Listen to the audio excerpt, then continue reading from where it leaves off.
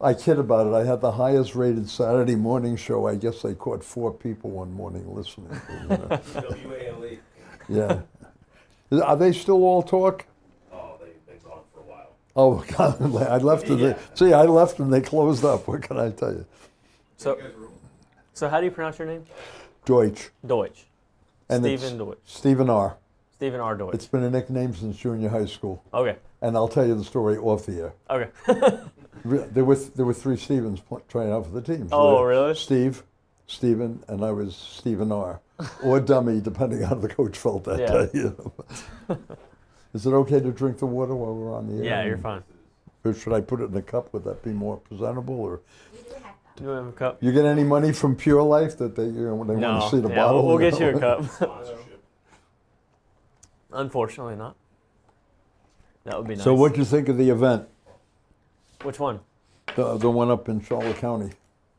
Did you guys go up there? Oh, the Grassroots Rising one. Yeah. I wasn't there, but we had a anchor there filming. Were you there? Well, they must have missed me then. Yeah, I wasn't at No, that one. because oh, thanks so much. His name was Cullen. I'm not used to all this service thing. Thanks.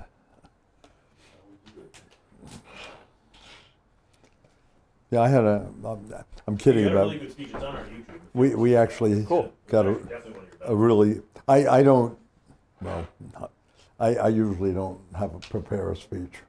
You just went off. I'm better off when I talk from here and not here. Yeah. Me too, honestly. I am what I am, and I like to talk from my heart. Yeah, and usually that comes across better because people can see your passion and your drive. So, we ready? All right, you ready?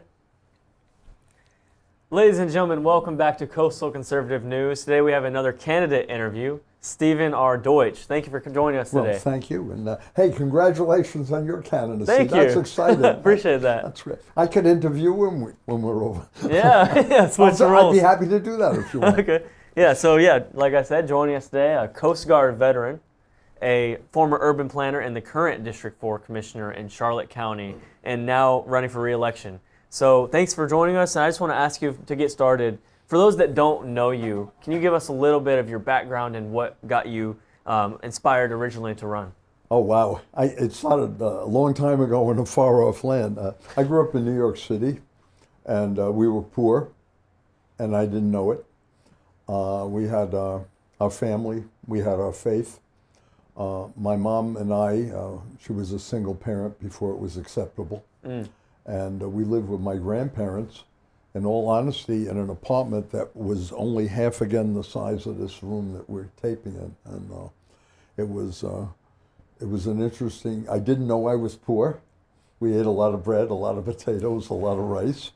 I didn't sleep in a bed till I was 11. I don't think we got a TV till I was 12, but we had our family, we had our faith, and there were still people coming back home, and a lot of immigrants coming in after the war. And the thing that would probably affected my life more is early on I knew how blessed we are to be here in these great United States of America. And that was in my heart. And I was always told that I have to give back to make this place better for my kids and my grandkids and those in the future. And this was given to me when I was 5, 6, 7 years old, but it sort of framed my life. And just to speed ahead to how I ended up here and doing what I'm doing now. I got involved in the community. I was a street kid in the Bronx. I was very involved in my church, and I tried to follow through on it. Was important to try and serve your communities. I got involved in the D-Belay. I got involved in my church youth group. I was president of the Bronx Protestant Youth Council, which was a minority group in New York City. And I got a chance to go to Washington representing the church at that time, which was pretty exciting. And I got through high school playing a little bit of sports, never being really great, but making the team. And that was sort of exciting, but not really much of a student, a little bit of a street kid. And I look back, it took me a little bit extra to get out of high school. And the interesting thing is I think I got 1 B in high school, mostly C's and D's, in history. Mm. And it seemed like not having any direction. My pastor, my mom and friends said, you ought to go in the military. Wow. Well, at that time, every kid wanted to be a jet pilot. You know, everyone wanted to fly a jet. You could see them go through the air in New York City between the apartment houses. And so my mom had to go with me. I was 17, and I enlisted, and I wanted the Air Force. I remember I waited and waited, and a couple of weeks, I had to go down and take a test. A couple of weeks later, they had the results of the test. My mom had to come with me. We went downtown, and I remember going, did I get in the Air Force? And the recruiter said, young man, you got in the Air Force, but you did so well, you could be in the United States Coast Guard. Wow. I knew about the Army, the Navy, the Marines. I never heard of the Coast Guard. I'm in the Bronx. I ended up in the Coast Guard. I found out I had I didn't even know what IQ was, but I didn't realize I had 140 IQ. And the Coast Guard encouraged me to do a lot of things.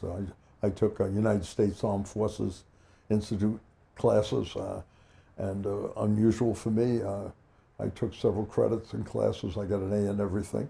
They wanted me to go see OCS. I really wasn't ready for that. I was still behind. But the best single thing I ever did was enlist in the military. And I remember to this day being sworn in. And I think more than anything in my life, taking that oath to defend this country with my life. Yeah. Didn't get branded up here as much as it did on my heart. And I think I've carried that through. In fact, I touched upon that in a speech at the American Legion a couple months ago. There's a mixed age group from probably 50 to 80. There's veterans in there, and I was talking about it. I said, you know what? And I shared this, and I said, if we had to, we're not 18 or 20, but we'd still pick up a weapon. Mm-hmm. And we defend this country because there's no better place in the world and no other place I want to be ever. Well, thank you for your service. I really appreciate that. I'm sure a lot of people do. The best thing I ever did in my life. And it was, I think it was that discipline, getting through basic training, that where I developed the work ethic and focus, which I carried into my life. Because when you raise your right hand and you get sworn into a public office and you're elected, you take that oath to defend the Constitution of the United States, and in this case, the state of Florida. And the only thing you leave out is giving your life. But that's why I do what I do. Awesome. And it's never left me, and it's been there all these years. And if you talk to some veterans and sit down with them, they're going to share the same story with you. And that's amazing. They tease me about it, you know, being involved in the political scene now that I say it all the time, but it comes from here, how blessed we are to be here. And absolutely. Well, I couldn't agree more. No place like it anywhere else, and probably never will be. And if you look at I've lectured on the Constitution. I'm a pretty conservative, lifelong constitutionalist. And, you know, that document is so amazing, and the people that helped frame it were so amazing. And to me, it's something that I try and live my life to the best of my ability to express through what I do my appreciation for being here, because I'm truly, you know, not just blessed to be here, but by the Lord to be able to be in this place. I love that. Thank you for sharing that. And I want to get into the county commission since you've been on it. As a county commissioner, what are you most proud of doing while you've been on there? I'm a people person. I don't probably always do the thing that's politically correct. My concern is how I can best represent the people that elected me and who voted for me. That's why I'm in the office every single day. It's technically a part-time job. I'm in the commission office every day in my entire life since ever elected. I've never missed a session. Wow. And I've never missed a vote. I believe it's important that we have to stand up and be counted. I probably on occasion have missed an email here or there, but I certainly try to answer anyone. I will meet with anyone who ever wants to meet with me in the office. I go to every single event I can possibly go to. I've been a speaker probably at every one of our Memorial Day coming, Memorial Day, Veterans Day programs. I'm chairman of the 4th of July committee. They weren't doing anything in the county for our 250th birthday. It blew my mind. Wow. So I'm a chaplain for the Charlotte County Veterans Council. So we went through the Veterans Council, and we're going to be sponsoring a 4th of July birthday party. You don't have parades in Florida. It gets too hot. But at 9:30 in the morning, we're going to have a program. We're going to end up with a birthday cake singing Happy Birthday, USA. That's awesome. So I'm excited about that. That actually goes into what I wanted to bring up. You've been a major champion of senior citizens and military veterans. There's also a proposal out there right now to close the Port Charlotte VA clinic. What are your thoughts on that and what the county commission can do? Well, the VA is not a great functioning organization. This operation from Washington, D.C. FEMA isn't real great, and Corps of Army Engineers has challenges for us. But, the VA has been a problem, and I started going to the clinic down in Cape Coral, and years ago I found out that we have everybody in our community had to drive an hour or 45 minutes to get their eyes checked or to get the hearing checked. You can do that in a little room that's 2x4. Why did they have to drive or get a ride to have to go back and forth? Yeah. So we developed a program to give them transportation, and I started talking to the people at the VA maybe 15 years ago, and they finally agreed, okay, we'll expand the clinic. You need it, you're right. I said, well, hey, we have 40,000 veterans in Charlotte County. Wow. They agreed to do it, and I would check with them every year, and then finally about 4 or 5 years ago, they said, well, the money was appropriated, but it hasn't been allocated yet. And I check every year, and then 2 years ago in January, pick up a newspaper, they're coming to Northport. So I sort of kind of led the fight on that.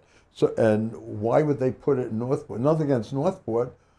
We have more veterans in Charlotte County than Sarasota County, believe it or not, because it's a little bit more affordable than Sarasota.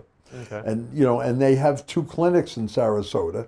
And they were supposed to have a groundbreaking, but it's on hold now. So maybe they've heard our voice, because they promised me, they told me the clinic was going to be expanded in Charlotte County to serve the veterans in our community so they don't have that long a drive. Wow. So a little disappointed in that. It may not be finished. The congressman, we've talked and met to him, has indicated that he will support this, and he's trying to keep it in Charlotte County. I think it's important that we do that. Absolutely is, because veterans, I didn't know there was that many. That's actually impressive. It's amazing, yep. So what's the biggest issue in Charlotte County that you guys are facing today that you believe is most important right now? Well, there's a lot of things that come before us, obviously, and I guess I made quite a point last fall, but when we did our budget last year, most of us in the area, we've been hit by a couple bad hurricanes. Yes, that's one for the most disastrous experience I had. My house was flooded twice, and I was up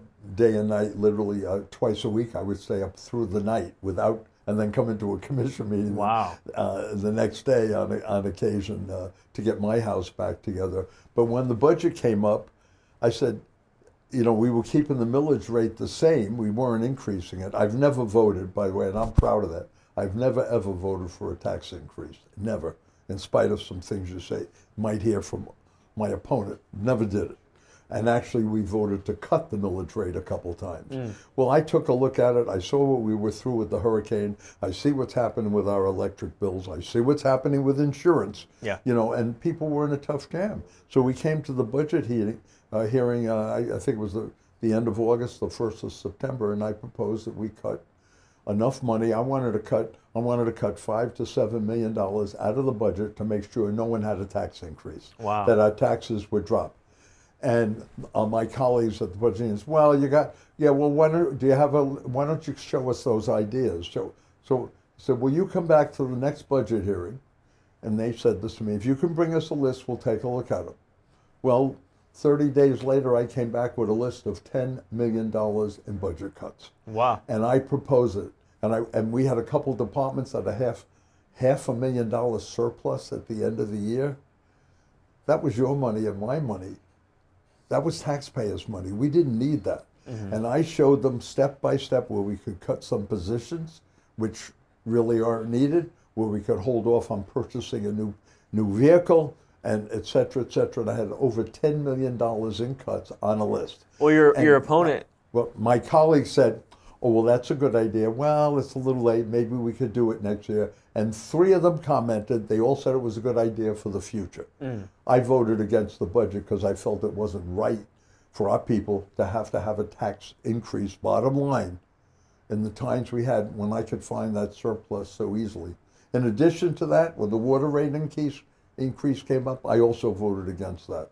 Okay. People needed a break. Yeah. You know, we've had a tough couple of years. Yeah. Speaking of the budget and cuts, your opponent supports lowering taxes in a 5% county budget cut, I saw.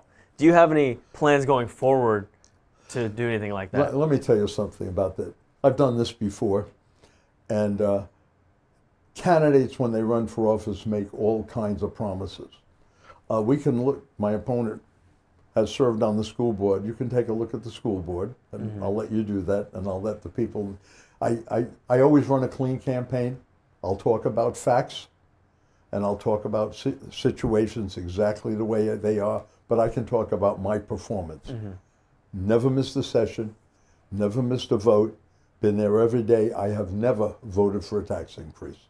And we actually decreased the millage rate 2 or 3 times since I've been there, and I'm the guy that wanted to take $10 million out of the budget last year. So I'm pretty strong on how I feel about the budget, because I try and base my votes on the response that I get from the community. I'm involved in the community. Yeah. I go to every event. I belong. You know, I'm parliamentarian for the West County Conservative Club. I'm also parliamentarian for the Charlotte County Executive Committee, the Executive Club. I go to the Charlotte County Republican Club, and I'm involved in all the groups in the community. Whenever I'm invited anywhere, I'll show up and I'll try and answer questions and meet with the public, because in my mind, that's sort of kind of part of what you do as elected official. Yeah. My family gets disappointed on occasion. I should see my family a little bit more, and you know, that's. I thought about the other day. In fact, we're talking coming down in the car. We're talking about, you know, he says, well, what do you miss the most? And something I never thought of. What do you miss the most about being in elective office that you don't get to do? And I said, well, I guess number one, I can spend the time with my family I would like to do, and everybody's growing up much too quick. Number two, the time at my church. I was very involved in our Bible study and our men's group, which is awesome, but I can't go every week because I have meetings, and that sort of bothers me. And I don't have any time for recreational reading, which I used to love to do. So, you know, it's funny as a segue that the 3 things you don't get to do. But those, you know, that was driving down here in the car. I thought of those things. Well, you've served on the commission since 2010, right? Yes, sir. So I got to ask you a little bit about your experience on that. How do you answer the critics who say that 16 years is a long time? Have you addressed that? Is that something that you get asked, or have you ever? Well, I think Ronald Reagan, who was very agreeably a very popular president, he answered that question in a way is that I won't hold my opponent's inexperience and lack of maturity against them. I think that my dedication and my service are a benchmark for what people should do when they're in elected office. And I have second thoughts on occasion that I don't put my family first. And that's something that I have to deal with and I think of late at night. But, you know, again, it's that oath that I take, because in my heart, you know, I know how blessed we are to be in this country. The stuff that I did in the military, in security work, and helping to keep this country free during a little challenging time in our history, you know, that's more important to me. You know, that's my priority. And my priority is in any way I can to try and serve my community. Before I ran for office, you know, I got involved, I was involved in a number of things, a couple things politically, because they found about me. I ran the McCain campaign. I never thought of running for office when I did that, but I was very active in my church, in the church Bible study, and I love that.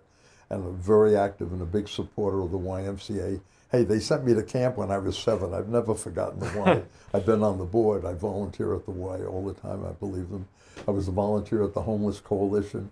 I did counseling with the people there. We helped serve meals for them 3 times a week and I was a regular, and those are the type of things in the community that I felt important, and I tried to get involved with. Obviously, the American Legion.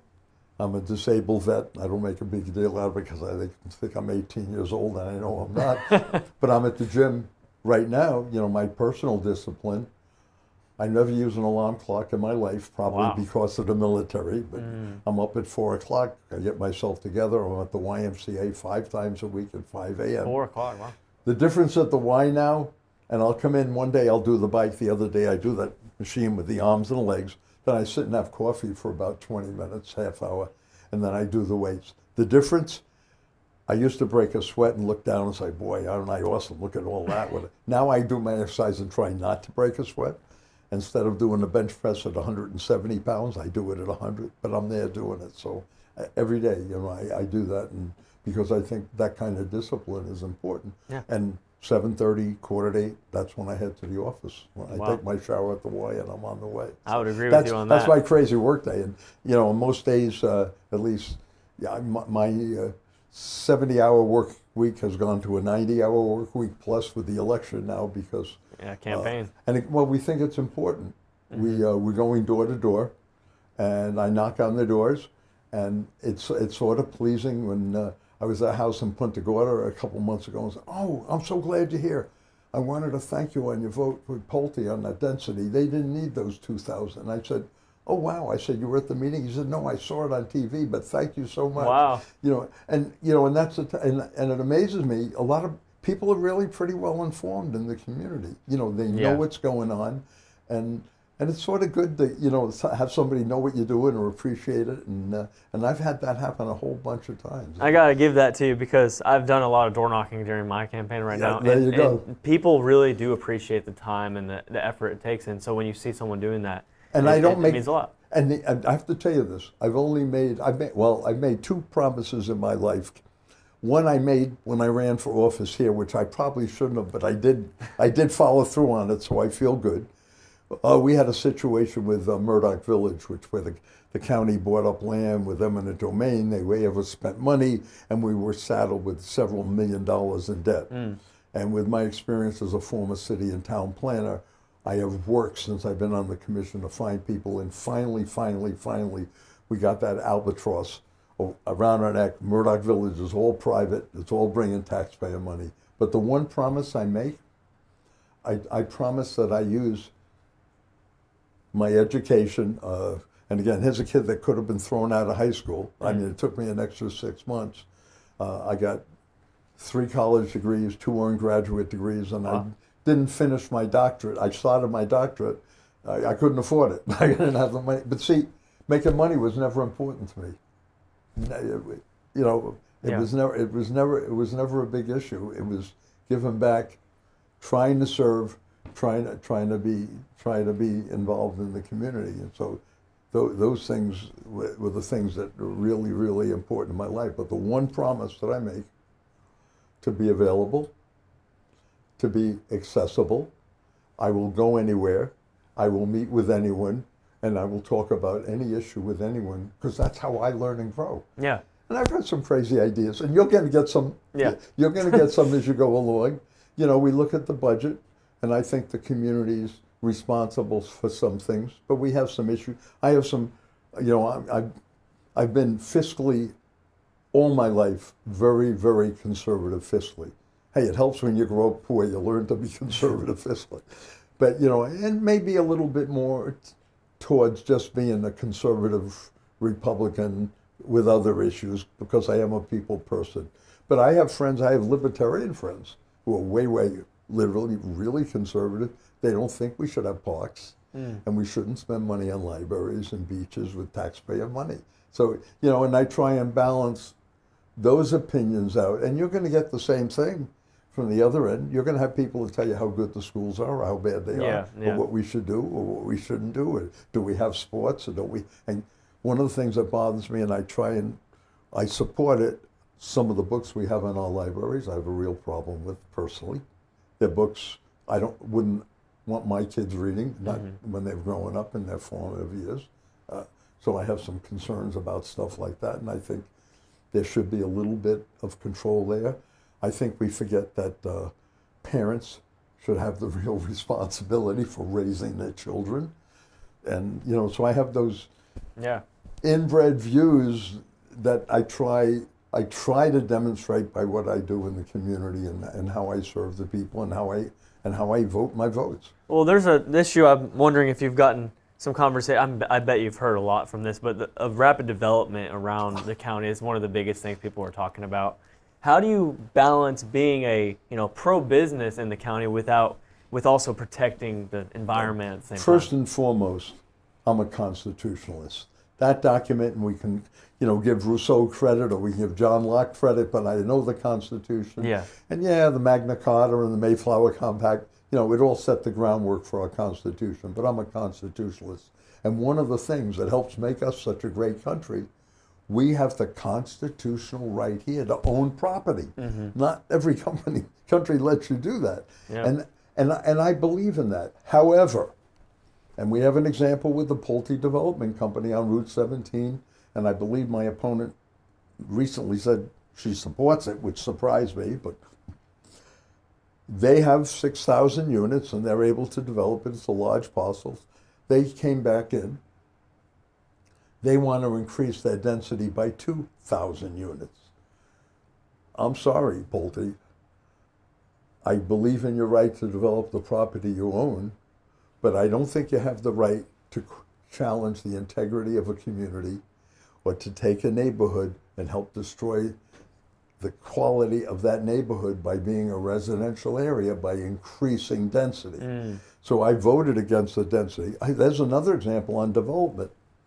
I've never been to a Buc-ee's. Have you ever been to a Buc-ee's? Once. Okay, I hear they're pretty neat, and I like to eat. I hear they're pretty neat, and they're really fun. And we have a Buc-ee's that are coming to Charlotte County, and that's great. I voted against the Buc-ee's. I voted against the Buc-ee's because they're putting 100 gas pumps in, about 100 or so yards from the Peace River. And the other side of the interstate, they had a proposal in there for a couple thousand houses. It's all wet. I'm not going to destroy our environment. The Peace River is our most precious natural resource. We have to protect that. I would have supported Buc-ee's on the other side of the road. I wouldn't have any problem with that. So I don't have any problem standing up and saying how I feel. I voted against Buc-ee's at that site. I didn't want them that close to the Peace River. Yeah. Another issue is the affordability in the county and also the whole state and the country itself. There's a lot of affordability issues and topics right now. What is your stance on it right now? What you would do as another term as commissioner to help the people in your county? Well, I think I'm going to continue my fight to make government more efficient, to continue to make government responsible to the community, to definitely to hold the line on taxes, and I think that, and when I'm budget cutting, I'm not looking at cutting, our first responders because, our first job as a county commissioner is public safety and protecting the community. Yeah. That's our number one job. But I think we can take a good look at the budget and we have to manage our growth and we have to do it wisely. Again, supporting somebody's constitutional right to development, but not at the price of destroying the community or the neighborhood. And what we do, we should do right all the time, not Band-Aids. Yeah. So there was an investigation last year. I wanted to, as I did my research, I saw some stuff and I wanted to give you an opportunity to respond. Voters may have concerns about a violation workplace policy that happened and a 3-to-1 vote last year to remove you from external committee assignments. Oh, yeah. By the way, we don't have any committee assignments. I hate to say it, it was part of a political move. Originally, no, I really not sure I want to tell the story, but someone encouraged my opponent to purchase a house in an area where she doesn't live in and doesn't represent the school board on to run against me, telling him that I wouldn't be around to be running against her. And the reality is a situation where we had two people in a one-on-one conversation, which was sharing personal experiences. And one of them said, well, I grew up in a partially segregated school system. And I couldn't figure out what partially segregated was. And I said, well, I grew up in the Bronx, New York. And in reality, we were completely integrated. And I said, and there were times where I was called two N-words. One was a Nazi because my last name is Deutsch, and, you know, and the M-word, which is not socially acceptable. Well, and that was a one-on-one conversation. And the gentleman with me started yelling and swearing, and essentially that's all that happened. And I will tell you, within 72 hours, I was in a situation where a friend of mine came up behind me, and he's in much better shape than I am, and he works out more than I do, gave me a big hug, and he's a black friend, and he hugged me, and he yelled the M-word in my ear about 10 times. And where I grew up, it didn't matter if you were polka dots or stripes because we had each other's back, and that's where we were. And I was, people don't know this historically, I was on a special commission with 5 people on the East Coast that was sent into the intercity during the race riots to try and cool things down in the community. Wow. I taught intergroup relations at the college and the community level. And last but not least, which the public didn't know, I was once married to a black woman. So it is what it is. Thank you for clarifying. I can't be any more honest or crystal clear, and that's the way I am. Yeah. A few more questions for you real quick. Sir. So I heard you talked a little bit about faith. Do you have a faith background, and what role does that play in your life in decision making and leadership? You know, they say, you know, I don't wear it on my sleeve. I got short sleeves. That's in my heart. That controls my life. I have friends that look at me if they'll occasionally use a cuss word, and then they apologize because they've never heard me use one. Not that I'm any better or different. Right. I knew all the words. I used them as a kid, and by the time I got out of the military, you know, they weren't meaningful. I think my life is guided by my faith, and I believe that we all have a purpose, and we all have a reason to be here. As a friend of mine once said in the locker room many years ago, he said, if you want to make the Lord laugh, tell him you have a plan. So, you know, I think I'm here for a reason. Yeah. And I'm here for a purpose. At one time, I did think of going into the seminary many years ago. As I said, one of the 3 things I miss most is my Bible study group, because, you know, we gave each other the faith and the support. But, you know, and that's sort of kind of what I'm about. A lot of people may not know that unless they know me personally. You know, on occasion I'll say grace in a restaurant. Usually I won't, because it's in my heart, and I think it's what's in our heart, and how we live and how we treat and how we interact with people and how we try and make this place better for the next guy, the next family, the next person, the future generation. I smile, I think back, they talk about stuff now. I don't think we had a TV set in my house till I was 11 or 12. You know, but we had each other. And as I said, we had our faith, we had our family, and that's what held me together. Yeah. Final question for you. Yes, sir. What separates you from anyone else in the race, and why should voters choose you for this next term? Because I don't make promises. I am what I am. When I say I've never missed a vote, I've never missed a vote. When I say I'm there every day, I'm there every day. When I say I'll meet with you, call up and make an appointment. I will meet with you. You don't have to agree with me. And if you disagree with me, I'm happy to listen to what you have to say. And the thing that makes, so I don't think I make promises other than to use my experience, my background, to work hard, to give it my all, to do the best job I can possibly do. Because you know where I get my satisfaction? And maybe it's selfish, but if you have a problem, and whether it's a drainage ditch, or whether it's getting a permit with the county, or whether it's a stop sign that has a tree growing in front of it and people aren't stopping at the intersection, or you need a traffic light, or you know, you can't get a permit. When you have a problem and you come and see me and I can help you, I feel good. That's what makes me, that's what sort of kind of, in a way, I guess it drives me. Because if I can help someone else, it makes me feel good. Maybe somebody could say that is selfish. I don't know if it is or not, but that's what gives me satisfaction and good, when I can help another person. Well, Commissioner Stephen R. Deutsch, thank you very much for joining us Well, today. I appreciate. Hey, good luck with your election. And Thank you. God bless. Thanks for having me on. Yeah, of course. Where can the people find you if they want to support your campaign? Oh, gee, I don't have that. Oh, I do. Yeah, we have a website. I think I have a thing. I always carry bumper stickers because Awesome. people hate bumper stickers. No, we have a website on here, and I guess it's www.stephenrdeutsch.com. We have a phone number, and people do call it. And if I don't answer it, leave a message. We'll get back to it. It's 941-830-5585. That's 941-830-5585. And it's easy. It's www.stephenrdeutsch.com. And what's that Team Deutsch thing? I guess we have that too. It's an email at team@stephenrdeutsch.com. I'll have to try and do these all in one day. Awesome. And by the way, on our campaign, and we're so proud of this, as a final thought, because my opponents talked about raising several $100,000 more than anyone's ever raised before. We had a vice president candidate that tried to buy an election. So we don't have anywhere near that money, but we have already 200 people volunteering on our campaign, and Wow. People are welcome to do that.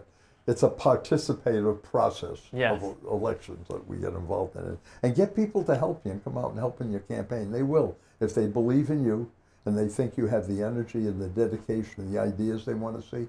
They'll volunteer and help you. That's Yeah. what makes us so great. Absolutely. Thank you so much for Hey, joining thanks us. again. And we'll see you Appreciate it. guys next time for another Thank interview on Coastal Conservative News.